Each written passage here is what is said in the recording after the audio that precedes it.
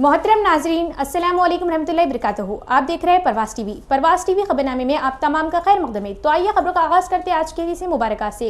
हज़रत अब्दुल्ला बिन उमर रज़ी अल्लाह ताला अन्हो ने फरमाया कि आखिर उम्र में एक मरतबा रसूलुल्लाह सल्लल्लाहु अलैहि वसल्लम ने हमें इशा की नमाज़ पढ़ाई। जब आप सल्लल्लाहु अलैहि वसल्लम ने सलाम फेरा तो खड़े हो गए।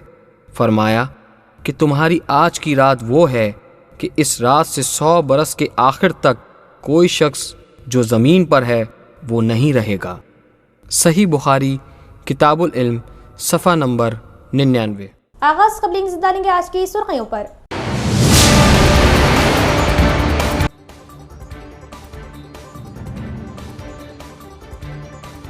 माह सियाम हम पर रहमत लेकर साया फगन, आखिरी अशरे की ताख़रातों में लैलतुल क़द्र को तलाश करें।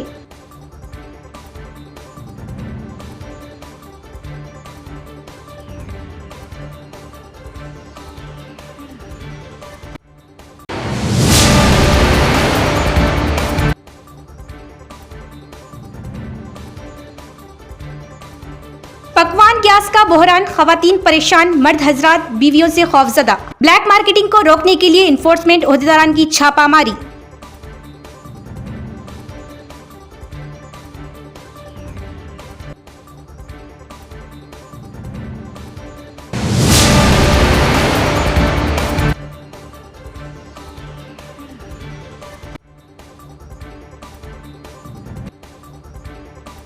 पकवान गैस का बहरान, खवातीन परेशान, मर्द हजरात बीवियों से खौफजदा। ब्लैक मार्केटिंग को रोकने के लिए इन्फोर्समेंट ओहदेदारान के छापे।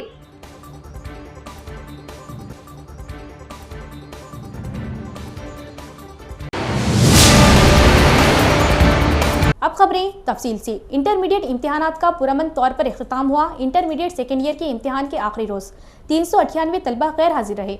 District intermediate education officer Ravi Kumar का बयान। जिले में इंटरमीडिएट के इम्तिहानात आज पुरअमन तरीके से इख्तिताम पजीर हुए। इस मौके पर खिताब करते हुए district intermediate education officer Ravi Kumar ने कहा कि 13 तारीख बरोज़ जुमा को दूसरे साल केमिस्ट्री, कॉमर्स और वोकेशनल कोर्स की इम्तिहानात पुरअमन तरीके से मुनक़िद हुए और 97.5% तलबा ने शिरकत की। उन्होंने बताया कि इम्तिहानात में कुल 398% तलबा गैर हाजिर रहे। उन्होंने बताया कि कुल 16,219 तलबा में से 15,721 तलबा ने शिरकत की। रमजान के तीसरे अशरे में अल्लाह ने लैलतुल क़द्र को रखा। रमजान का तीसरा अशरा जहन्नुम की आग से निजात का। खूब इबादतों का एहतमाम करें। तीसरे अशरे में मुसलमान ज़्यादा से ज़्यादा इबादत करने की कोशिश करते हैं। इस अशरे में नमाज, तिलावत कुरान, ज़िक्र व अस्कार और दुआ का ख़ास एहतमाम किया जाता है। बहुत से लोग एतिकाफ़ भी करते हैं, यानी मस्जिद में रहकर मुकम्मल तौर पर इबादत में मसरूफ़ हो जाते हैं। इससे इंसान का दिल दुनियावी कामों से हटकर अल्लाह ताला की तरफ मुतवज्जे होता है। रमज़ान के तीसरे अशरे में लैलतुल क़द्र भी आती है, जो 1000 महीनों से बेहतर रात है। इस रात में इबादत करने का बहुत बड़ा सवाब है। मुसलमान इस रात को तलाश करने के लिए ताक़रातों यानी 21, 23, 25, 27 और 29 रमज़ान को ख़ास तौर पर इबादत करते हैं। इस रात में अल्लाह ताला बंदों की दुआएं कबूल फरमाता है और गुनाहों को माफ़ कर देता है। अगर हम सच्चे दिल से इबादत करें तो अल्लाह ताला हमें अपनी रहमत से नवाजता है और जहन्नुम की आग से बचा लेता है। इन्फोर्समेंट अफसरान ने निज़ामाबाद जिले के आरमूर टाउन में कई होटल्स, टिफ़िन सेंटर्स और रेस्टोरेंट्स पर अचानक छापे मारे। अफसरान ने ये जांच इस इत्तला के बाद की कि घरेलू गैस सिलेंडर तिजारती मकासद के लिए इस्तेमाल हो रहे। इन्फोर्समेंट एहलकारों ने आरमूर कस्बे में कई होटल्स, टिफिन सेंटर्स और रेस्टोरेंट्स का वसी पैमाने पर मुआयना किया। हुक्काम ने बताया कि ये छापे इन शिकायत के पेश नज़र मारे गए कि घरेलू गैस सिलेंडर तिजारती मकासद के लिए इस्तेमाल हो रहे। मुआयने के दौरान एहलकारों ने एक होटल से तकरीबन 50 घरेलू गैस सिलेंडर्स जब्त किए। हुक्काम ने वाज़ेह किया कि कमर्शियल मकासद के लिए सिर्फ कमर्शियल गैस सिलेंडर इस्तेमाल किए जाएं। इन्फोर्समेंट हुक्काम ने होटल मालिकान को खबरदार किया कि अगर घरेलू सिलेंडर तिजारती मकासद के लिए इस्तेमाल किए गए तो कानूनी कार्रवाई की जाएगी और मुकदमात दर्ज किए जाएंगे। बांसवाड़ा में पकवान गैस का गैर कानूनी इस्तेमाल और फरोख्त पर रोक लगाने के लिए मुख्तलिफ मुकामात पर ओहदेदारों के धावे। 15 अफराद पर मुकदमात दर्ज। ईरान और अमेरिका के दरमियान चल रही जंग के पेश नज़र हमारे मुल्क हिंदुस्तान में भी पकवान गैस की किल्लत बढ़ती जा रही। आम आदमी पर इसका असर ना पड़े, इस बात को मद्देनज़र रखते हुए इन्फोर्समेंट ओहदेदारों की जानिब से शहर बांसवाड़ा के मुख्तलिफ मुकामात पर होटल्स, फास्ट फूड सेंटर पर 2 यौम से धावे करते हुए 15 से जायद अफराद के खिलाफ मुकदमा दर्ज किए गए। तफसीलात के मुताबिक इन्फोर्समेंट बांसवाड़ा डिवीज़न के अहदेदार शरीफ ने बताया कि जंग के पेश नज़र गैस की किल्लत बढ़ती जा रही, इस बात को मद्देनज़र रखते हुए आम आदमी को पकवान गैस की किल्लत ना हो पाए, इसीलिए होटल्स और फास्ट फूड सेंटर्स पर इस्तेमाल किए जाने वाले गैस सिलेंडर पर कड़ी नज़र रखी जा रही और बांसवाड़ा शहर के मुख्तलिफ होटल्स और फास्ट फूड सेंटर्स पर 2 यौम से चेक करते हुए गैर कानूनी तौर पर पकवान गैस का इस्तेमाल करने वाले और ब्लैक मार्केटिंग करने वालों की 15 अफराद पर मुकदमा दर्ज किए गए। डिवीज़न अहदेदार शरीफ ने होटल्स और फास्ट फूड मालिकीन को इंतबाह दिया कि घरों में इस्तेमाल करने वाले गैस सिलेंडर का इस्तेमाल किया जाए तो उनके खिलाफ सख्त कार्रवाई की जाएगी। अगर इन्हें गैस सिलेंडर का इस्तेमाल करना हो तो कमर्शियल सिलेंडर इस्तेमाल करें और उन्होंने ब्लैक मार्केटिंग करने वालों के खिलाफ भी सख्त कार्रवाई करने का इंतबाह दिया। अवाम से अपील की कि अगर कोई पकवान गैस सिलेंडर का ब्लैक मार्केटिंग कर रहे हो तो अहदेदारों के इल्म में लाएं, उनके खिलाफ कार्रवाई की जाएगी। ఎండి ఖాజా షరీఫ్ డిప్యూటీ తహసీల్దార్ ఎన్ఫోర్స్మెంట్ బాన్స్వాడ డివిజన్ పౌర సరఫరా అధికారి గారి ఆదేశాల మేరకు మేము బాన్స్వాడ పట్టణంలో హోటల్స్, రెస్టారెంట్స్, టీ స్టాల్స్ మరియు పెద్ద పెద్ద హోటల్స్ ఇవన్నీ మేము డాబా హోటల్స్ కూడా మేము చెక్ చేస్తున్నాము. ఎందుకంటే ఇప్పుడు సామాన్య ప్రజలకు గ్యాస్ దొరకడం కష్టం అవుతుంది. గ్యాస్ బుకింగ్ చేస్తే వాళ్ళకి గ్యాస్ దొరకలేదు కాబట్టి గ్యాస్ కూడా పైనుంచి సరఫరా ఆగిపోయింది. కాబట్టి వీళ్ళు ఎవరైతే పెద్ద పెద్ద వ్యాపారస్తులు హోటల్స్ ఉన్నాయో, రెస్టారెంట్స్ ఉన్నాయో వీళ్ళు గ్యాస్ చిన్న చిన్న గ్యాస్ సిలిండర్స్ వాళ్ళు కొనుక్కొని తొందరగా స్టోరేజ్ చేసుకుంటున్నారు. కాబట్టి మేము దాని పైన చట్టరీత్యా నేరం కాబట్టి అది దానిపైన మేము తనిఖీలు చేసి వారికి కమర్షియల్ సిలిండర్ కొనుక్కోవాలి. ఈ చిన్న సిలిండర్స్ మీరే తీసుకొని పెట్టుకుంటే సామాన్య ప్రజలకు కష్టమవుతుంది, దొరుకుతలేవు. కాబట్టి మేము తనిఖీలు నిర్వహిస్తున్నాము. ఇప్పుడు ఇప్పటికైతే 5 కేసులు బుక్ అయినాయి. ఇంకా తనిఖీలు చేస్తున్నాము. ఇంకా చేసేది ఉన్నాయి తనిఖీలు.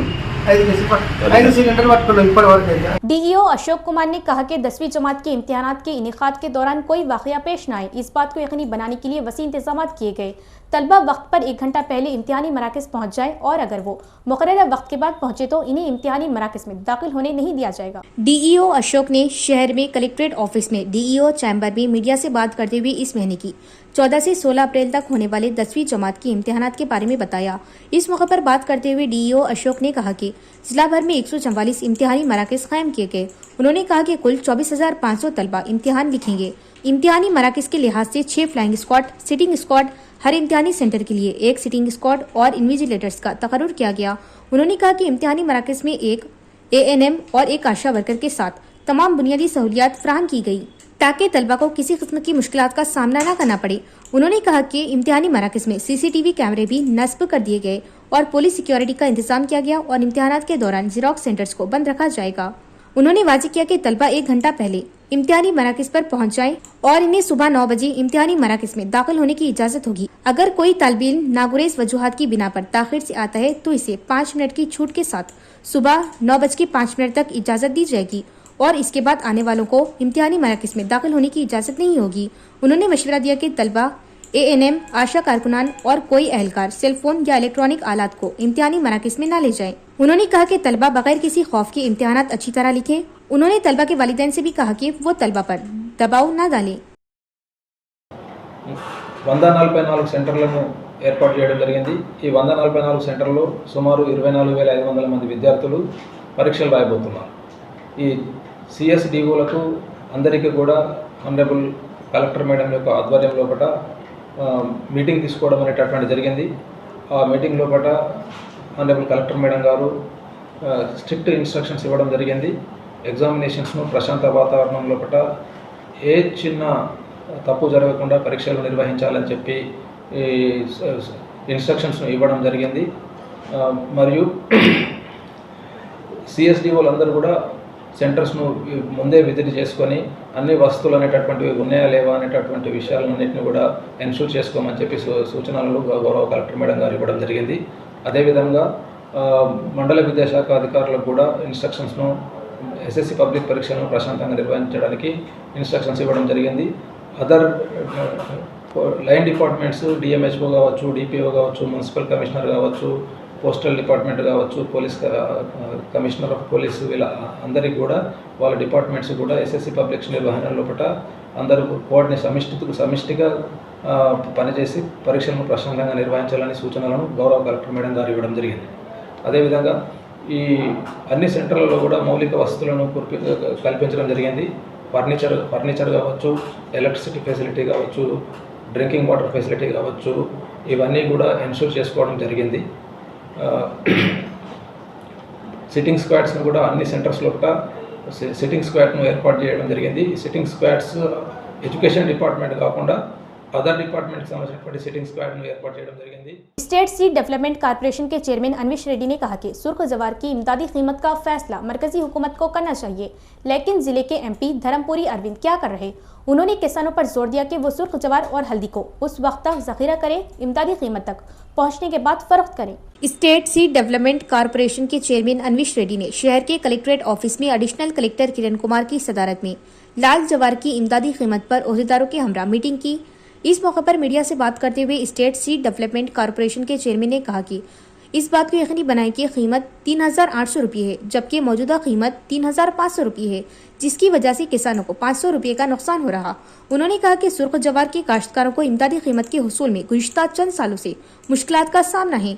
उन्होंने कहा कि बीआरएस और बीजेपी कायदीन लाल जवार के बारे में उलझन पैदा कर रहे और किसानों को भड़का रहे। उन्होंने कहा कि मरकजी हुकूमत इमदादी कीमत फराहम करे। उन्होंने सवाल किया कि धर्मपुरी अरविंद जो निजामाबाद रुकने असम्बली है, सुर्ख जवार की इमदादी कीमत के लिए मरकज से बात क्यों नहीं कर रहे। उन्होंने मशवरा दिया कि अगर किसान सुर्ख जवार को ज़खीरा करें और इमदादी कीमत तक पहुंचाने के बाद फरोख्त करें तो इन्हें अच्छी इमदादी कीमत मिलेगी। उन्होंने कहा कि हल्दी की काश्तकारों को मार्केट यार्ड में मिडिल मैन की वजह से नुकसान हो रहा और उन्होंने इस मामले पर मार्केट कमेटी के अहदेदारों और ताजिरों से बात की। उन्होंने कहा कि हल्दी की फसल को फौरी तौर पर फरोख्त करने के बजाय ज़खीरा करके फरोख्त करने से अच्छी इमदादी कीमत हासिल होगी। उन्होंने मरकजी हुकूमत से सवाल किया कि जंग का बहाना बनाकर 6 माह या 1 साल के बाद दीगर ममालिक को भेजी जाने वाली हल्दी की कीमत को कम करना किस हद तक दुरुस्त है। उन्होंने कहा कि हर साल सुर्ख जवार के काश्तकार इमदादी कीमत की कमी की वजह से मुश्किलात का शिकार है। उन्होंने मरकजी और रियासती हुकूमतों पर जोर दिया कि वो लाल जवार के किसानों की मदद करें। इस मीटिंग में किसान कमीशन के रुकन जी गंगाधर, मार्केट कमेटी के chairman Moppa Gangareddy, CPI ML mass line secretariat, executive committee के रुकन वी प्रभाकर और दीगर भी मौजूद थे। తొందర పడకండి, మనం 3 నెలలు కష్టపడతా ఉన్నాం, ఇలా 3 రోజులు పెట్టుకోవడానికి ఇబ్బంది పడుతున్నాం. మనం ఇవ్వకపోతే, మనము ఎగబడిపోకపోతే ఖచ్చితంగా ధర అనేది వస్తుంది. కాబట్టి ప్రభుత్వ పరంగా ఖచ్చితంగా రైతులకు ధర వచ్చే విధంగా కృషి చేస్తాం 100%. దాంతో భాగం ఇవాళ మాట్లాడడం జరిగింది. ధర వచ్చేంత వరకు కూడా మనం అమ్ముకోకుంటుంటే వాళ్ళే దిగి వస్తారనేటువంటి మాట చెప్తున్నాం. ఈ సందర్భంలో ఈ 2-3 రోజుల్లో చాలా మంది మాట్లాడారు ప్రభుత్వం మీద, అటు టీఆర్ఎస్ వాళ్ళు కానీ ఇటు వేరే వాళ్ళు కానీ. నేను ఒకటే చెప్తా ఉన్నా, ఇవాళ బీజేపీలు మాట్లాడారు, బీజేపీలకు చెప్తా ఉన్నా, ఎంఎస్పీ నిర్ణయం చేసేది కేంద్ర ప్రభుత్వం. మరి గత పార్లమెంట్ ఎన్నికల్లో అరవింద్ గారు పోటీ చేసినప్పుడు ఫస్ట్ బోర్డుతో పాటు ఎంఎస్పీని కూడా ఎర్రజోనకు తీసుకొస్తాడు, తీసుకురాలే. 4,000 రూపాయలు ధర ఇస్తాడు, దాని గురించి చూసి లేదు. ఇలా బీజేపీలు మాట్లాడుతూ ఉన్నారు. మరి ఇటుపోయింది మీ అరవింద్ వాట. ఎంఎస్పీ నిర్ణయించాల్సింది మీరు, నిర్ణయించారు. ఇవాళ ఎంఎస్పీ నిర్ణయించినటువంటి పంటలలో కొనుగోలు చేస్తున్నారు, కొన్ని పంటలే కొనుగోలు చేస్తా ఉన్నారు. ఇలా తెలంగాణ రాష్ట్రంలో 11 లక్షల ఎకరాలు మొక్కజొన్న సాగు అవుతుంది. ఆ పంటను కొనరాట, కానీ శనగలు, పప్పులు ఇవి తప్ప మొక్కజొన్న కొనంటారు. శనగలు మన దగ్గర ఎన్ని ఎకరాలు పండుతుంది, మిగిలిన పప్పులు ఎన్ని ఎకరాలు పండుతాయి మన దగ్గర? 11 లక్షల ఎకరాల మొక్కజొన్న సాగు అవుతుంటే ఇలా ఒక రైతు 28,000 రూపాయలు దాదాపు ఎకరాన్ని నష్టపోతా ఉంటే ఇది కొనరు. शहर के मारुति नगर में वाक़ तेलंगाना जागृति दफ्तर में कायदीन ने तेलंगाना जागृति सदर कल्वाकुंडला कविता की सालगिरह तकरीब मनाई। केक काटते हुए कायदीन ने कविता को मजीद सालगिरह मनाने और आला ओहदों पर फायज होने का किया इजहार। शहर के मारुति नगर में वाक़ तेलंगाना जागृति दफ्तर में जागृति की बानी सदर कल्वाकुंडला कविता की सालगिरह की तकरीबात का इनेकाद किया गया। कविता की 48वीं सालगिरह के मौके पर केक काटा गया। इस मौके पर खिताब करते हुए जागृति कायदीन शंकर और अवंती ने कहा कि कविता ने तेलंगाना जागृति की बुनियाद रखी और रियासत तेलंगाना की तामीर में फाल रोल अदा किया। उन्होंने कहा कि कविता ने तेलंगाना की सकाफत और रिवायत को बरकरार रखते हुए बदकमा और बोनाल के त्योहारों को वसी पैमाने पर फरोग देते हुए रियासत की तामीर में फाल किरदार अदा किया। उन्होंने कहा कि तेलंगाना जागृति दफ्तर में उनकी सालगिरह का इनेकाद खुशी की बात है। उन्होंने कहा कि तेलंगाना की सकाफत और रिवायत बदकमा और बोनाल को दुनिया भर में मशहूर करने का सेहरा तेलंगाना जागृति सदर कल्वाकुंडला कविता को जाता है। వారికి ఆ భగవంతుడు చల్లగా ఆశీర్వదించి వారిని ఆయురారోగ్యాలతో ఉంచి రాబోయే కాలంలో తనను సీఎం పదవిలో చూడాలని చెప్పేసి మా అందరి యొక్క ఆకాంక్షను ఆ దేవుడు నెరవేరుస్తాడని చెప్పేసి ఆ దేవుడు, ఆ ఇంటి దేవుడు నరసింహస్వామి ఎల్లప్పుడూ కవితక్క గారికి మంచి చేసి వారిని ఉన్నత స్థాయికి తీసుకెళ్లే స్థాయిలో తీసుకెళ్తారని చెప్పేసి ఈ సందర్భంగా తెలియజేస్తూ ఈ నిజామాబాద్ శాఖ తరఫున మరోసారి కవితక్క గారి జన్మదినం శుభాకాంక్షలు తెలుపుతూ, అదే రకంగా రాష్ట్రంలోని అన్ని జిల్లాల్లో మరి పెద్ద మొత్తంలో కవితక్క గారి జన్మదిన కార్యక్రమాలు పెద్ద ఎత్తున జరుగుతున్నాయి. కాబట్టి వారి కుటుంబానికి ఆ దేవుడు చల్లగా చూడాలని చెప్పేసి ప్రార్థిస్తున్నాను. अगर हर सरपंच अपने फराइज को जान ले तो गांव को मिसाली बनाया जाएगा और सरपंचों को अच्छी पहचान मिलेगी। DLPO वी कृष्णा ने कहा कि तरबियती क्लासों में हिस्सा लेने वाले हर सरपंच को सर्टिफिकेट दिया जाएगा। शहर के नायक भवन में 9 मुंतखबा सरपंचों के लिए ट्रेनिंग क्लासेस का इनेकाद किया गया। DLPO सरपंचों को उनके फ़राइज़ और इख्तियारात तफसील से बता रहे, वो ग्राम पंचायत सेक्रेटरी के फ़राइज़ और दीगर फ़राइज़ को तफसील से बता रहे और सरपंचों के पूछे गए सवालात के जवाब दे रहे। इस मौके पर बात करते हुए DLPO वी कृष्णा ने कहा कि जिले के कुल 545 सरपंचों के लिए 6 बैचों में 5 रोज़ा तरबियती क्लासेस का इनेकाद किया गया।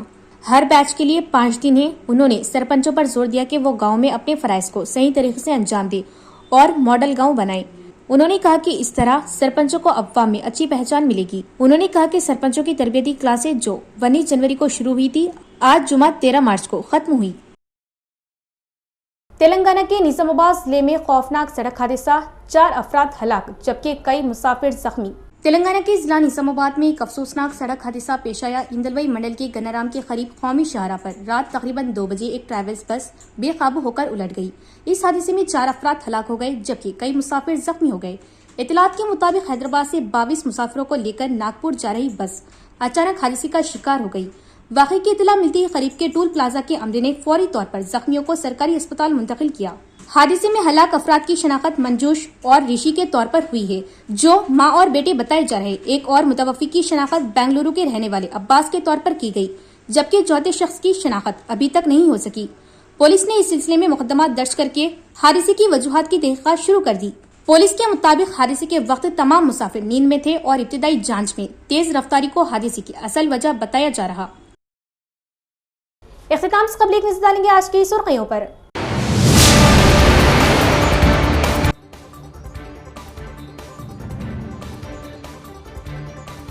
माह सियाम हम पर रहमत लेकर साया फगन, आखिरी अशरे की ताख़रातों में लैलतुल क़द्र को तलाश करें।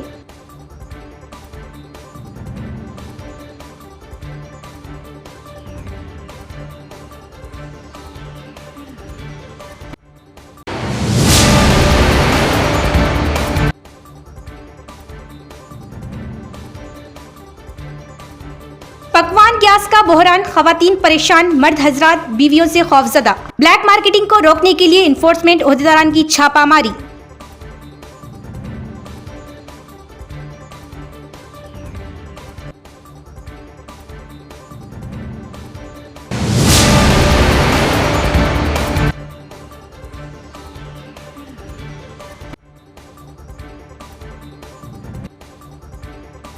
पकवान गैस का बहरान, खवातीन परेशान, मर्द हजरात बीवियों से खौफजदा। ब्लैक मार्केटिंग को रोकने के लिए इन्फोर्समेंट ओहदेदारान के छापे।